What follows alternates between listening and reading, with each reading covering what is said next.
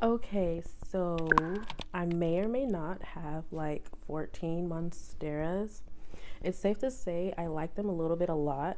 And so I have Vivo, I have Moana, Washington, Burr, two that are unnamed, and then I have Golden, which is downstairs.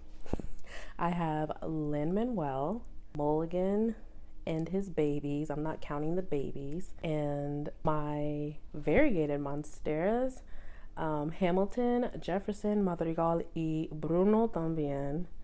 And Alexander, I can't miss Alexander.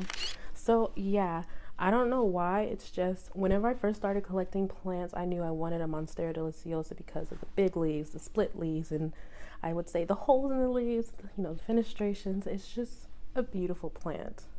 So I purchased my first Monsteras in 2020. Alexander and Mulligan were my first ones. I purchased Alexander first from Home Depot. I think it was $24.98, and then a couple of weeks later I purchased Mulligan. I purchased them when they were in the immature forms. They didn't have any split leaves, any fenestrations or anything like that. It was just a cute, pretty, I call them like the little heart leaves. And they were both living in different lighting conditions, so Mulligan actually progressed furthermore than Alexander. Alexander, even though I purchased them at the same time, Alexander only has the split leaves. He doesn't have inner fenestrations like Mulligan did. Very interesting, but then that also tells you the impact that lighting has on your house plants and how it affects their growth, and obviously like fenestrations, because of course more light, like humid environment, the perfect environment can create the ultimate progress for your plants. So keep that in mind. So with that being said, I love my Monsteras, and I have gotten questions on, hey, I got a Monstera, but how do I get it to fenestrate? Honestly, patience. Because the fenestrations too that comes from a more mature Monstera, of course, like I just said, if you do provide it more lighting or maybe even more humidity, depending on your humidity levels in your home, and just try to provide it with the more optimum environment, then that can help speed up the progress for it to have fenestrations, but ultimately patience. And so for Vivo, let's scoot back. Okay, so Vivo, as you can tell, his handsome self, look at his fenestrations and look at his leaf. And this is a big leaf. I have a big head. This is bigger than my head. But the top cut from Mulligan's bigger than this, which I'll show you a little bit later. So his conditions for the past, my goodness, I guess 4 years. Yeah, I purchased him in November 2020. He honestly, it was a lot of different variations, but at once he did live in a south facing window just for a little bit, and then he lived in an east facing window, and then for the past 3 years he's been living in my plant room, which is the big north facing window. And for almost a whole year he was living right under my Soltech light as well, so he was receiving that artificial lighting plus north facing window, and he started pushing out these babies for me. So, and my humidity levels, they stay in the 60s, give or take, but I never had an issue with humidity, thankfully. For instance, my humidity level right now in my plant room is 62. Okay, so this is Alexander, and as you see, he's a big boy. He's a big boy. He doesn't have any inner fenestrations, but he does have his split leaves. And he's been here since I got him, basically. So he gets just the north facing window light. Well, not just, because it does get pretty light in here, but he's still doing fine. And honestly, I think he may be the Monstera borsiana. I don't know how to pronounce that correctly, because there are two different types of Monsteras, the Monstera Deliciosas. So those are Monsteras, and they can get like just extremely big. Of course, the split leaves, but then fenestrations after fenestrations, and the split leaves, they get a little bit more tiny. Absolutely stunning in its most mature form. And also they can get those little ripples in the back of like the petioles, which I'll try to pull up a picture, and that just helps support like the bigger leaves. And so the Monstera Deliciosa borsianas, those don't get as big as the Deliciosas. They stay pretty, I mean, they can get big in consideration, but not as big. And so very slight differences. Alex might be it, I don't know. But yeah, that's also something, I guess, if like that's something you want to know or care about, you can look into that. Okay, now I'm by my very handsome Washington. And so this was an IKEA find. He just has split leaves. He doesn't have any inner fenestrations as of yet. I've had him for a year now. This is his newer leaf, and you see those don't have split leaves. So they don't always like put out all split leaves. So I currently have him on a small bamboo stick because I noticed he was leaning and I was in a time crunch. I didn't have an actual stake for him, so I put it on there to support him, because with these Monstera Deliciosas, they can and they do get very top heavy because they are big plants. Their stems get extremely thick and juicy, and it needs some kind of support. Okay, so with Monsteras, they don't necessarily need a moss pole. They can grow completely fine without one.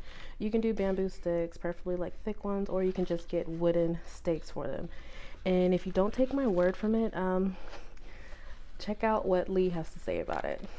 You have not and will not ever need a moss pole to grow an amazing Monstera Deliciosa. Lee here from Kill This Plant, and thanks for having me, Janae. My most favorite plant, the Monstera Deliciosa, only needs two things: light and stable support. If you can do that, you'll grow the plant of your dreams. Stable support means your plant should be firmly attached to any climbing surface.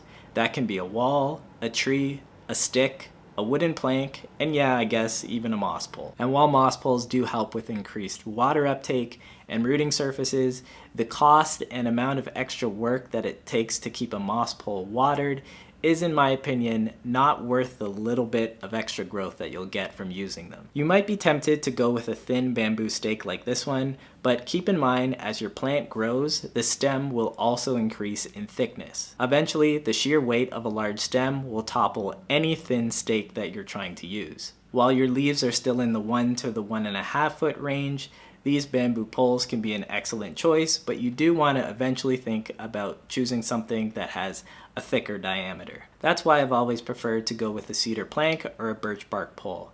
They're thick and sturdy and can support the size of a large monstera. Because birch and cedar are fairly rot resistant, they take around 2 to 3 years to start to rot in your soil, depending on your watering habits. But by then, hopefully your plant has already outgrown its climbing pole and it'll be ready for a new one. Okay, so you heard it from the Monstera Whisperer himself. And so for me, Vivo, he is actually just on a stake alone. However, back in 2022, I did have him and Alexander and Mulligan actually on a stake, and also those like fake moss poles to help support it because the leaves, the stems were extremely top heavy, and so that was just for extra support. Alexander actually still has it. Vivo doesn't, and Mulligan doesn't. They're just on stakes. Yeah, I had to look to check, but they're doing perfectly fine. And like I just mentioned, Washington, he's currently has a bamboo stick, and I will upgrade him to a stake as well, but I know that time's gonna come soon because look at him. He's so big. And yeah, I got this from IKEA. Don't sleep on IKEA. They sell houseplants too. Yeah, so beautiful. I love it. And so obviously it is personal preference, but it works with just stakes too. These are aerial roots. Aren't they cute? I know some people don't like them. They think they're weird. I love aerial roots. They're funky looking and they're cute and they're brown. They're like little worms or something. So essentially, what are aerial roots? Basically, it helps support the plant. If you want to go into details, like, I don't know, like Google it, but basically it supports the plant. You can pot them in your monstera. You can pot them in the potting medium with your monstera. It helps give it stable support, or you can leave them hanging. Honestly, it's up to you. Some people cut them off, some people keep them. That's that in a nutshell. But as you see, I keep mine. However, I did have to cut mulligans because I had to move him. He was over here where Viva was, but I had to do surgery on him, chop him up. His aerial roots were literally growing in between the baseboard and my carpet. In between, I literally had to pull him out. Honestly, it was really, really cool. But of course, like, I should do it before any harm happens to the house. But yeah, so I did end up cutting him because I ended up damaging it as I was pulling it off, but it's okay. But yeah, those are area roots. And I also measured mulligans too. Take a look at this. Is it just me, or do you love aerial roots just as much as I do? These are the aerial roots on my mulligan, my Monstera I have had for over 3 years. And this is his longest. So, when's the last time you cleaned your leaves on your plant? If you're new to my channel, I love cleaning my leaves, but I mean, it also has benefits, like for pests, photosynthesis, and just all that good stuff. So I'm actually gonna do that now, since I'm like looking at them and I'm like, ooh, you are a little bit dusty. Essentially, it just helps them. It helps the growth, it helps their health and all that. So I use Urban Gardener, their spray. There's 3 different kinds. I've been using it now for, I want to say, almost a year, maybe. Yeah, I think it's been a year now, and I love it, and it works.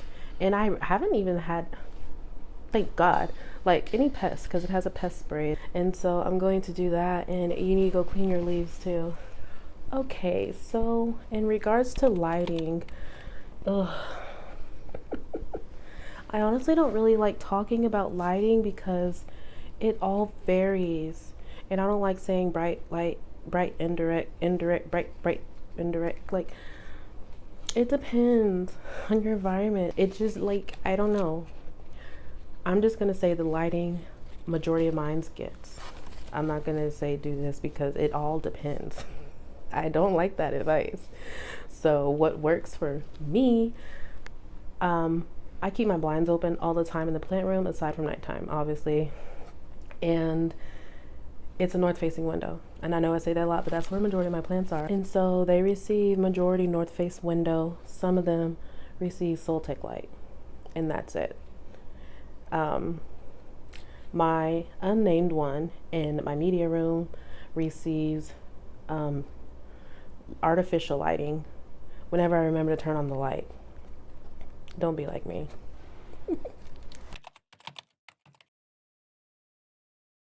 Okay, so in regards to propagation is very easy.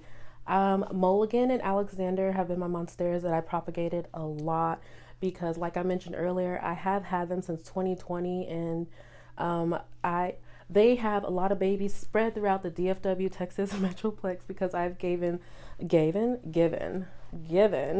so many away to family and friends, and this is whenever I first propagated both of them. So this was my 2nd year in having my babies, and I was scissor happy, but it's okay. I cut so much from both from both Alexander and Mulligan. I cut off some leaves that weren't doing well and also propagated. And of course, whenever you propagate, you always want to make sure you are cutting underneath the node, which is basically that little bump that you see on the stem. And so whenever I propagate these, I let them just sit out to naturally callus off, and then I go ahead and put it in water. But of course, as always, it's your personal preference on what you decide to do.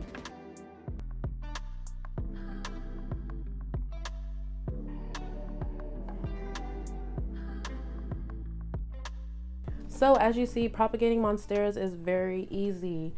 And so this is Madrigal. I was actually forced to propagate him because he had rot when I had him in semi-hydro. And I don't know, I have 3 other monsteras in semi-hydro, and they do fine. This one, he just wasn't having it.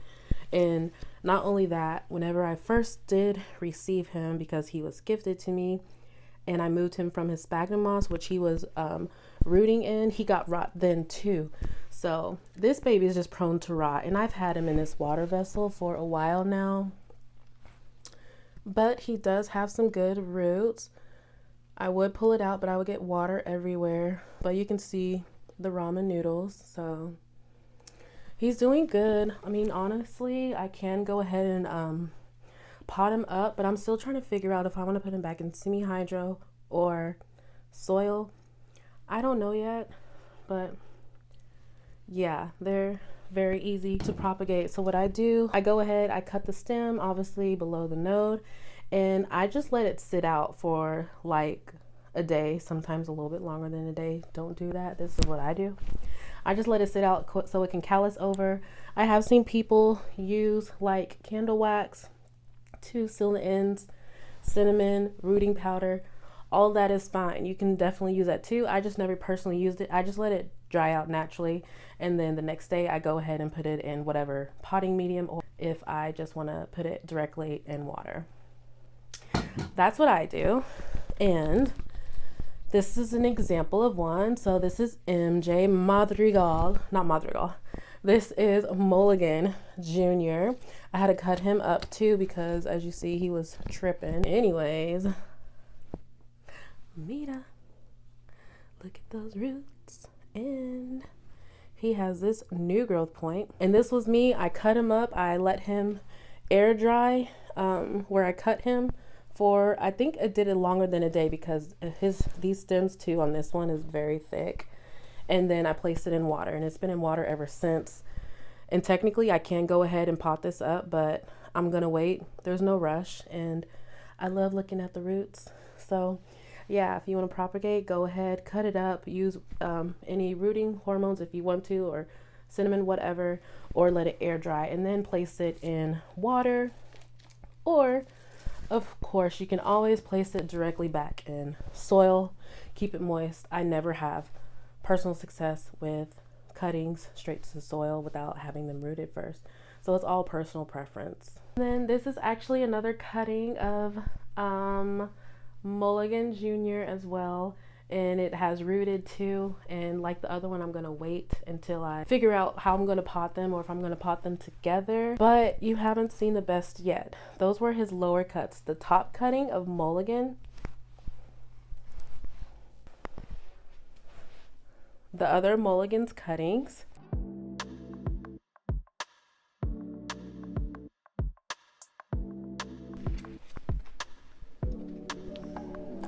Look.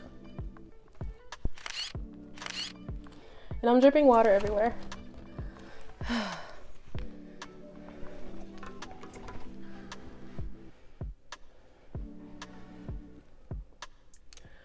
These roots are so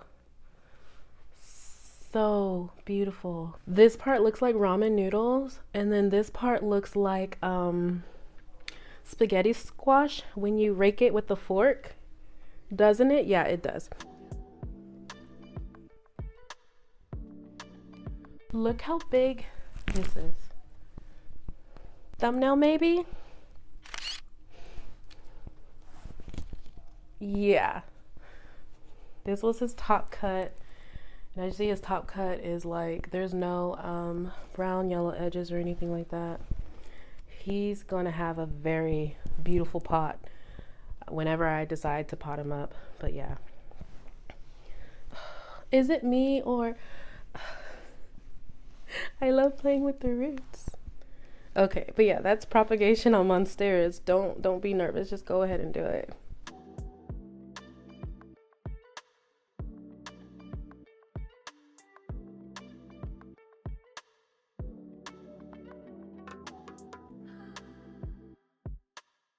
Okay. Okay, got the giggles. Okay, so in regards to potting mediums, do what you want. But so my monsteras that are in soil, it's in a chunky soil. It's in a regular potting soil. I have perlite, orchid bark, a lot of perlite actually, and then some charcoal mix, and that's the basis of most of them in the soil. So really just like a chunky mix. If you have a Monstera albo or Thai, super duper chunky. Like I just said earlier, my Monstera albo it consistently suffers from root rot, which is interesting. And I find it more interesting because of a group. It's called Lekka Pond Group. It's a Facebook group.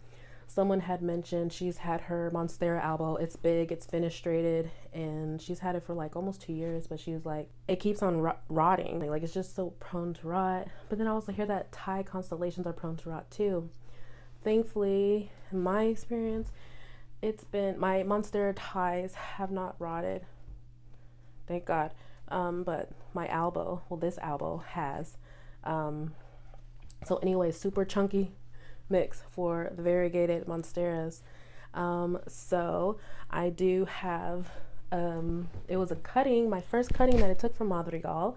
I have that in a Pond Lekka mix in these naked root planters. I was a little bit scarred whenever Madrigal did get root rot, and so I knew I wanted like extra, I don't know, aeration and stuff. So it's Lekka Pond mix, but it's probably 80% Lekka, just because Lekka is more, it's bigger than Pond. And so I've had it in there for, I don't know, 4 or 5 months now, give or take, and it's been doing good.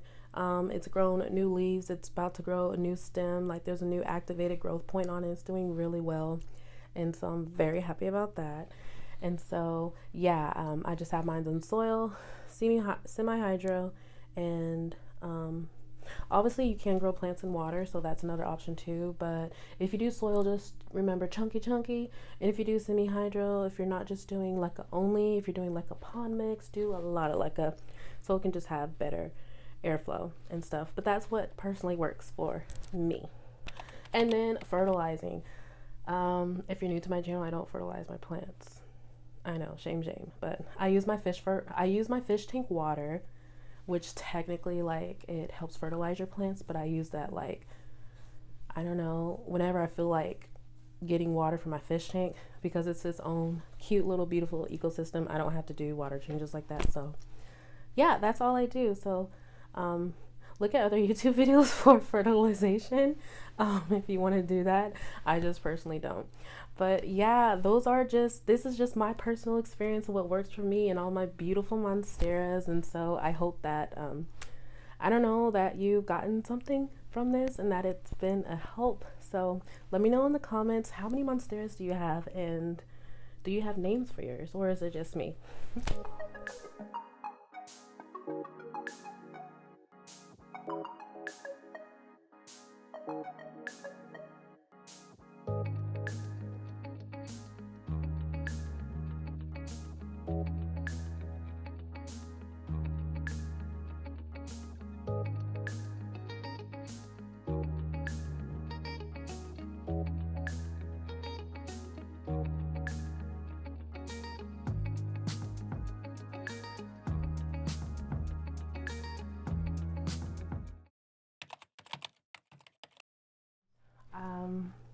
Because they're amazing. They're my big babies, and I just do. There's no certain reason. So I have, I don't know, a lot of plants, like over 100. Definitely not bragging. It's a lot of work, y'all.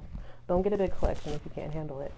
Anyways, all my Monsteras in my collection, all of them have names. I don't know, it just started off when I first purchased them. I love Lin-Manuel. I love his plays, his movies, his songs, and if you haven't noticed, they all have a common theme of Lin-Manuel, all the things. Anyways, so whenever I did first get my Alexander and Mulligan, when they were unnamed, I was just like, yeah, I want to name them Alexander and Mulligan. And then it just started building from there, and I just kept it with the Monsteras, the Monstera Deliciosa varieties. And yeah, that's why. No big reason or anything. But my Monstera Esqueleto, she has a name because, first of all, is she the biggest plant? I think so. She's the biggest plant in regards as like vertical growth. She is over 6 feet tall. She's my baby, and she has a name. Everybody else doesn't. In the unnamed Monsteras, one of them I'm gonna give away. I was supposed to give it away, but my friend who was supposed to get it, she didn't. But anyways, so I'll have them name it. But yeah, that's why.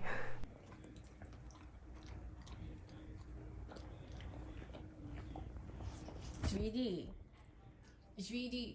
Cheese. Nope. Cheese.